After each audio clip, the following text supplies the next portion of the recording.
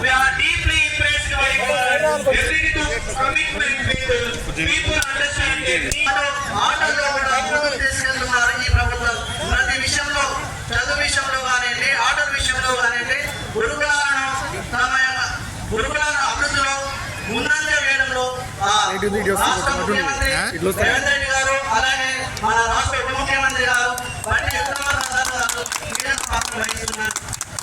It is our honor to invite our respected Deputy CM Sir to grace with occasion with his presence. Please join with me. Welcome him, sir. We have dedicated, educator and administrator made a significant contribution to our state. Growth and development. Please welcome, sir. Welcome to this occasion. Heartily welcome, sir.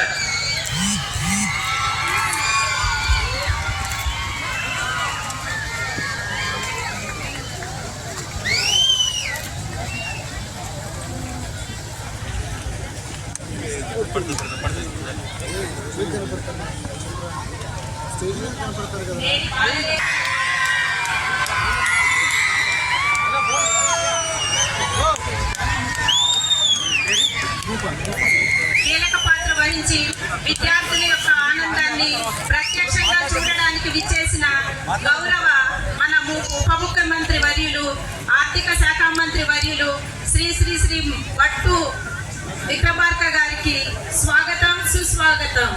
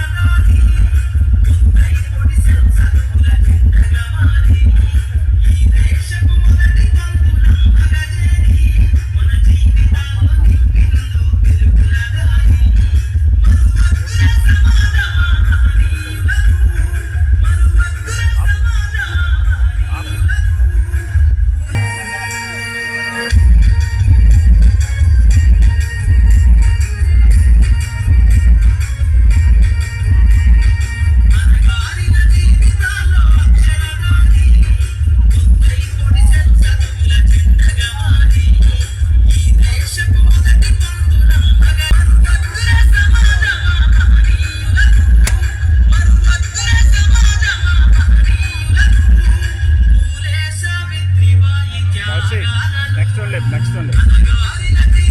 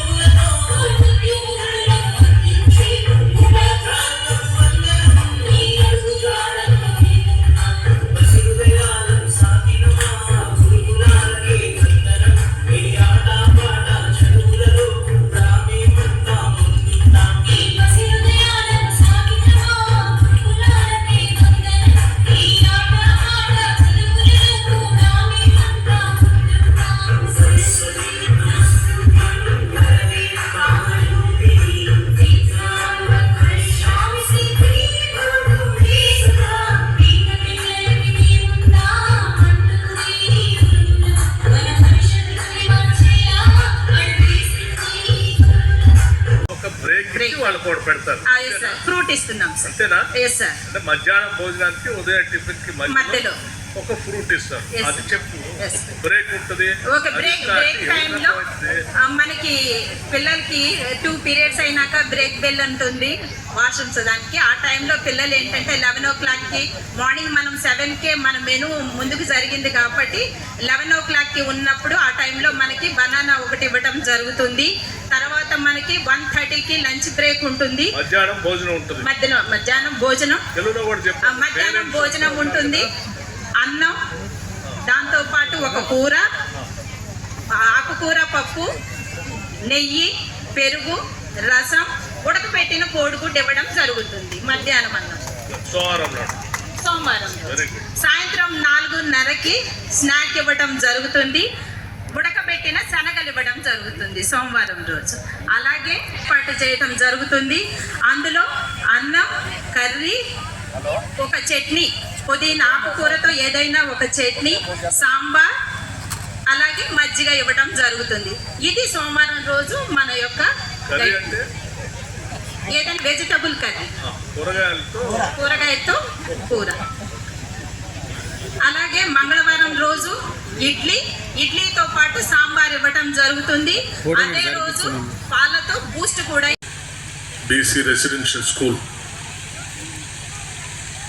చదువుకుంటున్నటువంటి, నాతో పాటు ఇక్కడికి వచ్చేసినటువంటి శ్రేయస్ కోరి ఇక్కడికి వచ్చేసినటువంటి ఇతర నాయకులకి, స్నేహితులకి, పాత్రికేయ మిత్రులకి అందరికి కూడా ముందుగా నా హృదయపూర్వకమైనటువంటి నమస్కారం.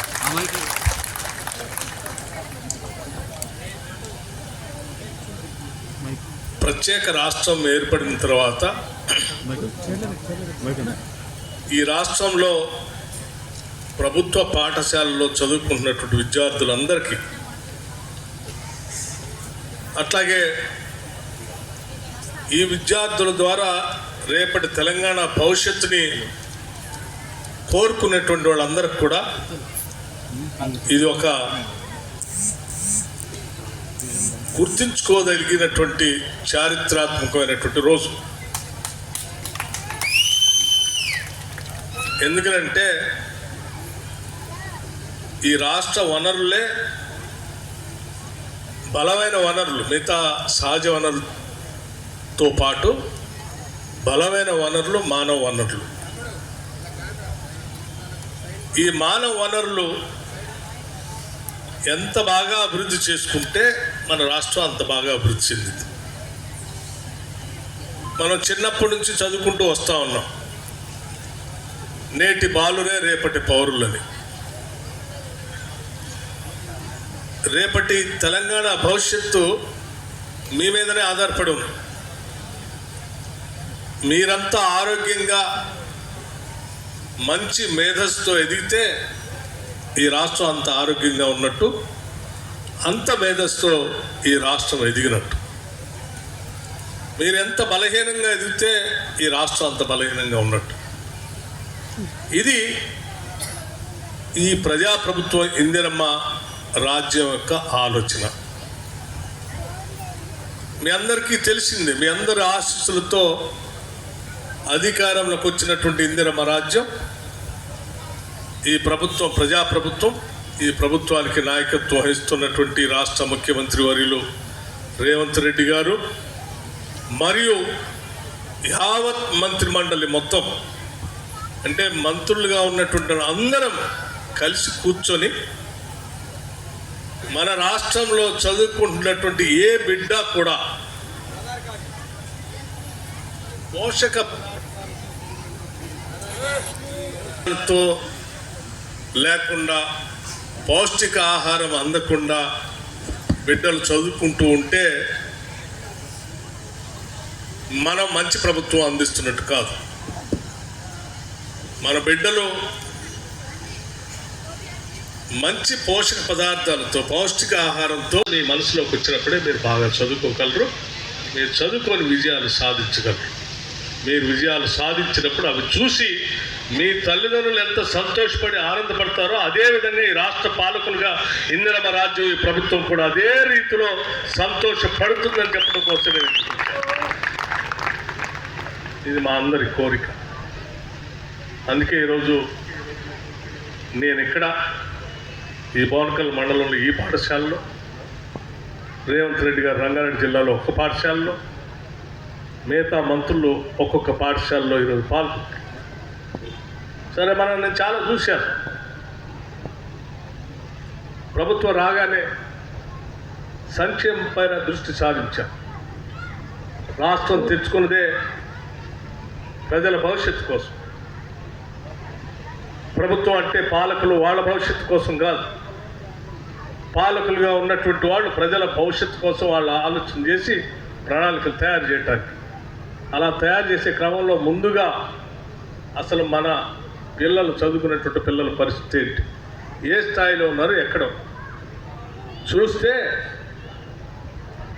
వాళ్ళ కావలసినటువంటి ఆహార పదార్థాలు కానీ, వాళ్ళు చదువుకోవడానికి కావలసినటువంటి పాఠశాల నిర్మాణం కానీ, ఈ రెండు కూడా గత 10 సంవత్సరాలు అస్తవ్యస్తమై 10 సంవత్సరాలు రకరకాల ధరలు మార్కెట్లో పెరిగిన, బియ్యం ధర పెరిగింది, ఉప్పు ధర పెరిగింది, పప్పు ధర పెరిగింది, చింతపండు ధర పెరిగింది, నూనె ధర పెరిగింది.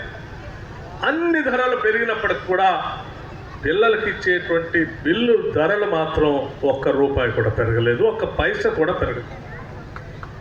అదే 10 సంవత్సరాల క్రితం ఉన్నటువంటి డబ్బులతోనే పెరిగిన ధరలతో ఇక్కడ వంట వండేవాళ్ళు, పాఠశాల నడిపేటువంటి అధ్యాపకులు అవి కొనలేక, సరిగా పెట్టలేక వాళ్ళు బాధపడుతూ అవి పెడతా ఉంటే ఆ విద్యార్థులు సరిపోక, రకరకాల సరిగా పెట్టట్లేదని వార్తలు రాస్తూ ఉంటే పెట్టడానికి కావాల్సిన డబ్బులు లేక వాళ్ళు సతమతమవుతున్న పరిస్థితిని అవగాహన చేసుకున్న తర్వాత వెంటనే ఒక నిర్ణయం తీసుకున్నాం. పెరిగిన ధరలకు అనుగుణంగా మనం ప్రభుత్వంలో పనిచేసేటువంటి ఉద్యోగస్తులకు జీతాలు పెంచుతాం. పెరిగిన ధరలకు అనుగుణంగా జరిగే పనులకు కూడా లెక్కగట్టి దాని బిల్లులు పెంచుతాం.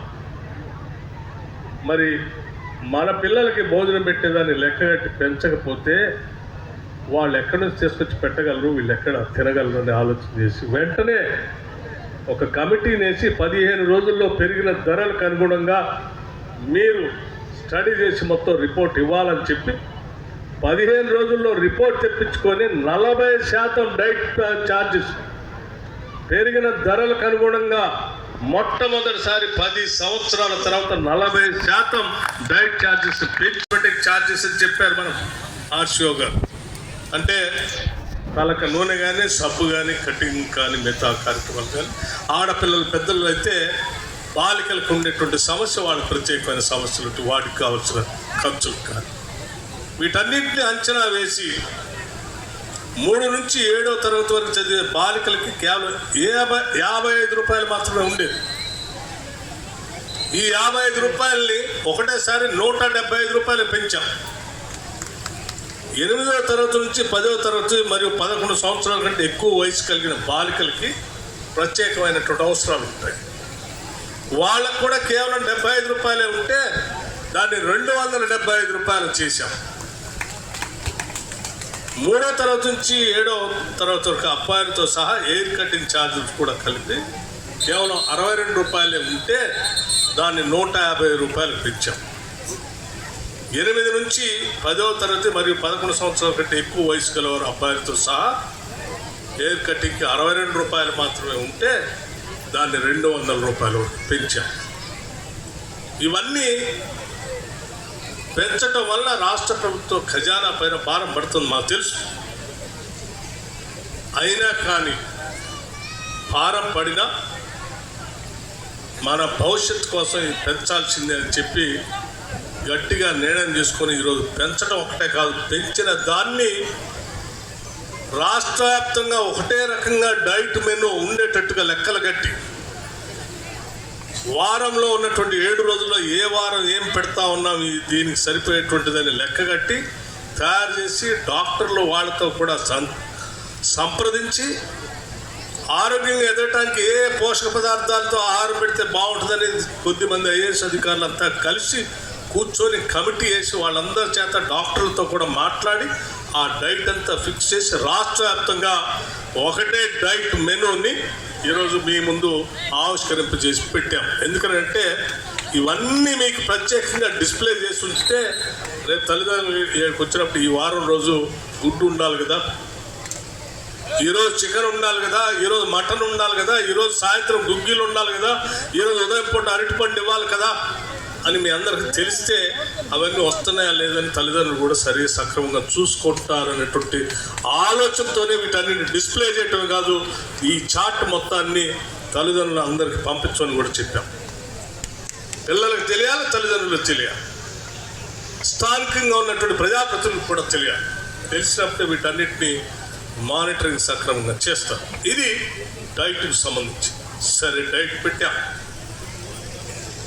మరి ఇటువంటి రెసిడెన్షియల్ స్కూల్స్ చాలా ఉన్నాయి. హాస్టల్స్ కూడా పెంచాం ఇదే డైట్ చార్జెస్. హాస్పిటల్లో పేషెంట్లు చేరితే వాళ్ళకు కూడా పెంచాం. అట్లాగే డైట్ ఛార్జెస్తో పాటు మరి చాలా రెసిడెన్షియల్ స్కూల్స్ బిల్డింగ్లు సరిగా లేవు.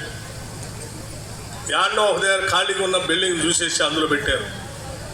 ఒకటే గదిలో పడుకుంటారు, ఒకటే గదిలో పాఠాలు చెప్తారు, ఒకటే గదిలో భోజనం పెడతారు. మంచం ఉండదు, సరిగా ఏమీ ఉండదు. వాటిని కూడా చూసాం. చూసిన తర్వాత ఒకటే ఆలోచన చేసి, అరే వీళ్ళ భవిష్యత్తు కోసమే కదా మనం అందరం పునాదులు వేయాల్సింది.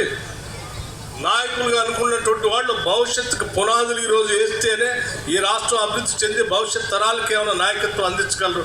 వాళ్ళకే పునాదులు వేయకపోతే మనం తెచ్చిందంతా ఉపయోగం లేదని ఆలోచన చేసి వీళ్ళందరి కోసం ఒక అద్భుతమైనటువంటి ప్రపంచంతో పోటీ పడేటువంటి young India international integrated residential స్కూల్స్కి మేమంతా ఒక ప్రణాళికాబద్ధంగా ప్రతి శాసనసభ నియోజకవర్గంలో కనీసం ఒకటి మొదటి సంవత్సరం స్టార్ట్ చేయాలని 5,000 కోట్ల రూపాయలతో ఈ సంవత్సరమే బిల్డింగ్లు కట్టే కార్యక్రమాన్ని చేపట్టాం.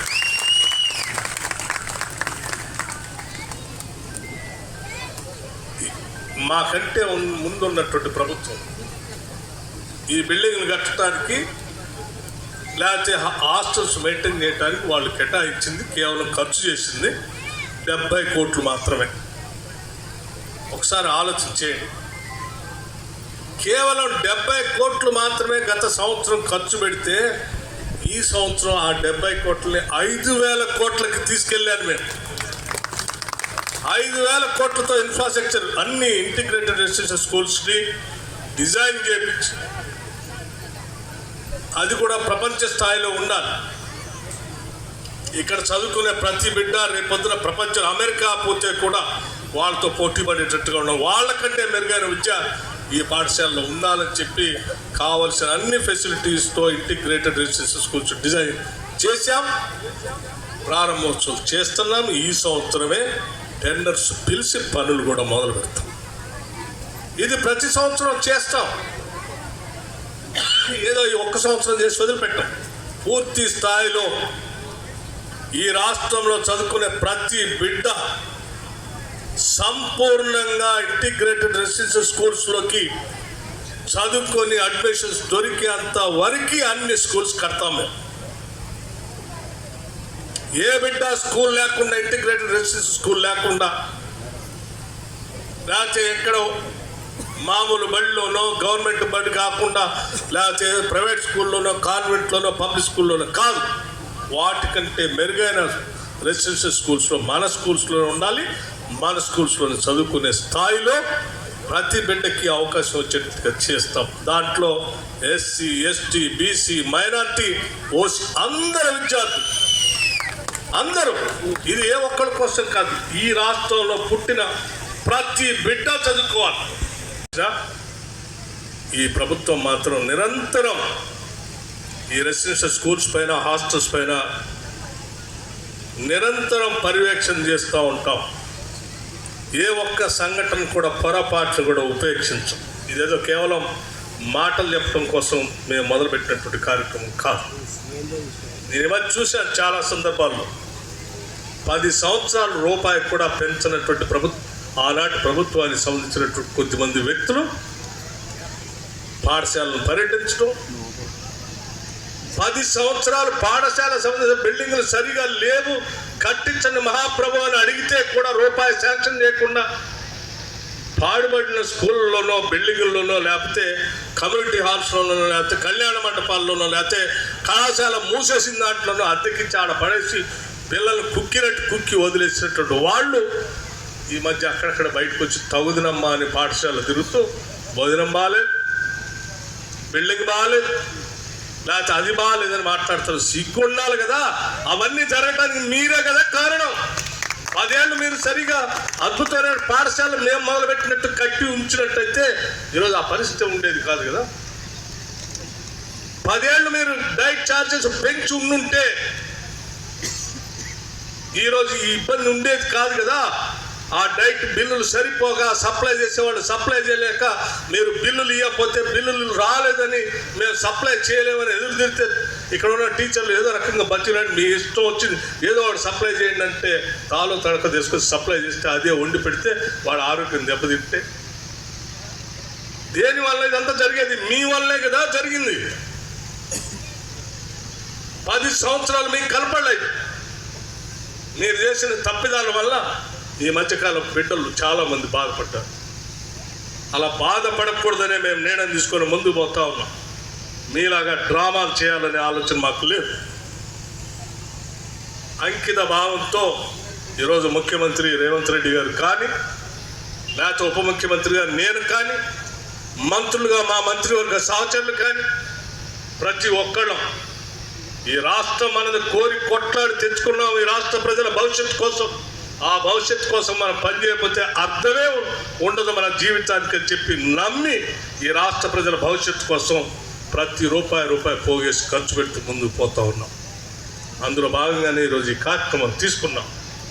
దయచేసి మీరందరూ తల్లిదండ్రులంతా అర్థం చేసుకొని పెంచిన ఛార్జీలన్నింటినీ కూడా మీరు గమనంలో తీసుకొని ప్రతి నెల మీరు ఎప్పుడు పోతారో స్కూల్స్ నాకు తెలియదు, పోయిన ప్రతి సందర్భంలో కూడా ఒకసారి పేరెంట్స్ కమిటీ ఆ పెంచిన ఛార్జెస్ ప్రకారం డైట్ అంతా వస్తుందో లేదో కూడా చూసుకుంటూ ముందుకు పోవాలని, మన పిల్లలు మంచి భవిష్యత్తుతో తీర్చిదిద్దాలని చెప్పి తల్లిదండ్రులుగా మీరు, అధ్యాపకులుగా వారు, ప్రభుత్వ పరంగా మేము మనందరం కలిసి మనందరి బాధ్యత ఇక్కడ చదువుకునే ప్రతి బిడ్డ.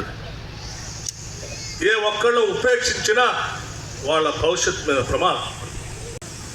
అది సరిగా లేకపోవటం, దానివల్ల అనారోగ్యానికి గురి కావటం, ఇలా పెండింగ్ పెట్టినటువంటి బిల్లులన్నింటినీ చూసి ఆలోచన చేసి వెంటనే అసలు రాష్ట్ర వ్యాప్తంగా ఉన్న బిల్లులన్నీ ఎన్ని ఉన్నాయో అన్ని చేశారంటే అన్ని క్లియర్ చేస్తామని మొత్తం బిల్లులన్నీ క్లియర్ చేశాం. ఈ వచ్చాయమ్మా, ఎక్కడా రూపాయి బిల్లు పెండింగ్ లేదు. డైట్ బిల్స్ అన్ని నిన్నటితో సహా క్లియర్ చేశాం.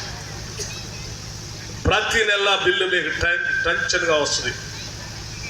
ఇచ్చిన డబ్బు ప్రకారం సప్లై చేసేటువంటి పదార్థాలు, అది బియ్యం కానీ పప్పు కానీ ఉప్పు కానీ కూరగాయలు కానీ నాణ్యతతో కూడుకునే ఉండాల్సిందే. పాలు కానీ ఎక్కడ నాణ్యత లోపించినా ఉపేక్షించడానికి మేము ఎవరో సిద్ధంగా చాలా కఠినంగా చర్యలు ఉంటాయి. ఇది పేదలకి, చదువుకునే బిడ్డలకి వారి ఆరోగ్యాన్ని దృష్టిలో పెట్టుకొని మనం పెంచినటువంటి డబ్బులతో ఈరోజు పెడుతున్నటువంటి ఆహారం.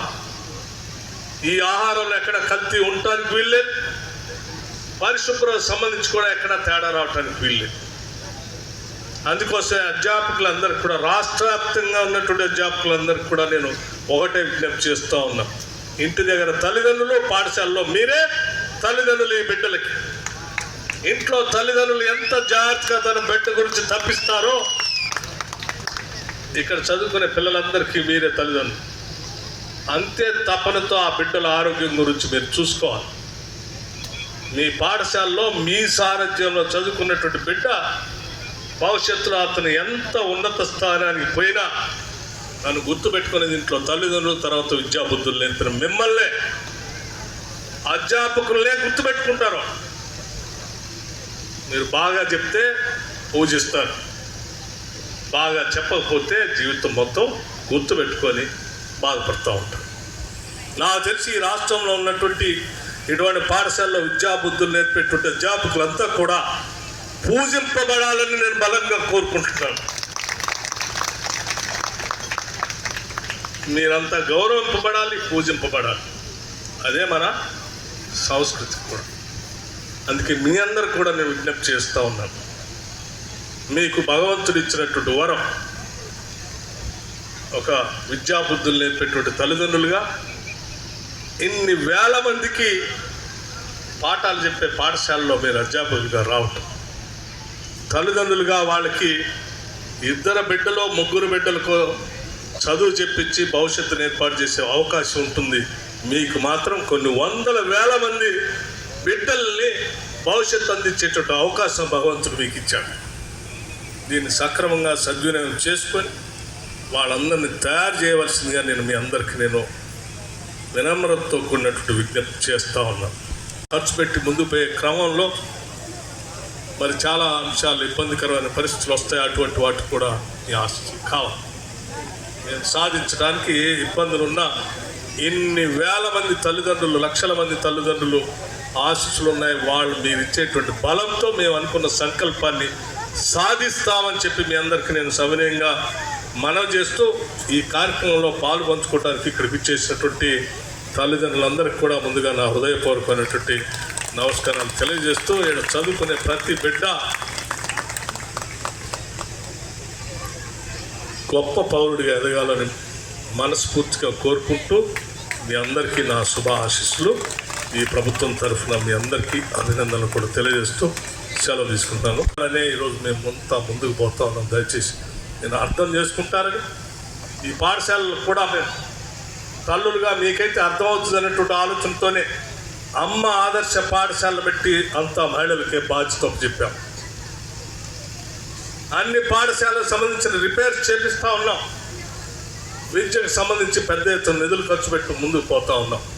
మీ అందరికీ తెలిసిందే 11,000 మంది టీచర్స్ని డిఎస్సి పెట్టి రిక్రూట్మెంట్ చేశాం. మొట్టమొదటిసారి 10 ఏళ్ల తర్వాత 10 సంవత్సరాలు పాఠశాలలో టీచర్లు రిక్రూట్ చేయండి అంటే 10 సంవత్సరాలు డిఎస్సి రిక్రూట్మెంట్ లేదు. ఎవరు చెప్పాలి పాఠ? 11,000 మందికి ఒకటేసారి రిక్రూట్మెంట్ ఆర్డర్స్ ఇవ్వటమే కాకుండా ఇంకా భవిష్యత్తులో ఇంకో 6,000 మంది టీచర్స్ కూడా డిఎస్సి ఇవ్వటం కోసం ఈ ప్రభుత్వం తయారు చేస్తాం. అంటే ఏ పాఠశాలలో కూడా టీచింగ్ స్టాఫ్ లేకుండా ఉంటానికి వీల్లేదనేటువంటి ఆలోచనతో ప్రభుత్వం ఈ రిక్రూట్మెంట్ చేసుకుంటూ పోతా ఉన్నాం. ఈ రాష్ట్రంలో మీలాగా విద్యాబుద్ధులు నేర్పిన తర్వాత చదువుకున్నటువంటి వాళ్ళకి ఉద్యోగ అవకాశాల కోసం ఎదురు చూస్తూ తెచ్చుకున్న ఈ రాష్ట్రంలో 10 సంవత్సరాల రిక్రూట్మెంట్ లేదు. ఆ రిక్రూట్మెంట్ కోసం ఆలోచన చేసి 56,000 మంది ఉద్యోగస్తులకి నియామక పత్రాలు కూడా ఇచ్చినటువంటి ప్రభుత్వం ఇది మొట్టమొదటిసారి 10 సంవత్సరాల తర్వాత. ఇంకా క్యాలెండర్ పెట్టాం. చదువుకున్నటువంటి ప్రతి నిరుద్యోగ యువతికి ఎక్కడో ఏదో ఒక ఉద్యోగం రావాలి. ఉద్యోగం రాకపోతే సెల్ఫ్ ఎంప్లాయ్మెంట్ ద్వారా అతనికి ఉపాధి అవకాశాలు దొరికేటువంటి కార్యక్రమం చేయాలని ఆలోచన చేస్తున్నాం. ఇది మన బిడ్డలు మనం తయారు చేసుకున్న తర్వాత వాళ్ళని ఖాళీగా ఉంచితే అది ఏ సమాజానికి కూడా మంచిది కాదు. ఇంజనీరింగ్ చదువుకోను లేకపోతే పోస్ట్ గ్రాడ్యుయేషన్ చేసో ఉద్యోగం రాక తిరిగి వెనక్కి వచ్చి ఊళ్ళల్లో 100 రోజులు పనికి పోతున్నాం, లేకపోతే పెళ్ళిళ్ళు జరుగుతూ ఉంటే అందులో సప్లయర్స్గా పోతూ ఉంటే ఏ సమాజానికి కూడా అది మంచిది కాదు అని గట్టిగా నమ్ముతున్నాం. అందుకే చదువుకున్న ప్రతి బిడ్డకి ఏదో ఒక ఉపాధి అవకాశం దొరకాలనేటువంటి ఆలోచనతోనే మేము అన్ని ప్రణాళికాబద్ధంగా ముందుకు పోతా ఉన్నాం. పబ్లిక్ సర్వీస్ కమిషన్ ప్రక్షాళన చేసి ముందుకు పోతాం. స్నేహితులారా, అందుకే ఆలోచించే దీనిని ముందుకు తీసుకొని పోయే క్రమంలో మీ అందరి సహకారం, తల్లిదండ్రుల ఆశీస్సులు కూడా ఈ బిడ్డల పైన, ఈ పాఠశాల పైన, ఈ ప్రభుత్వం పైన కూడా ఉండాలని చెప్పి నేను మనస్ఫూర్తిగా మీ అందరికీ వేడుకుంటున్నాను. నేను చేసే మంచి పని, ప్రతి మంచి పని ఈ సంకల్పానికి బలం చేకూరాలంటే మీ అందరి ఆశీస్సులు కూడా కావాలి. పాఠశాలలు సంపూర్ణంగా నిర్మించడానికి నిధులు లేకపోయినా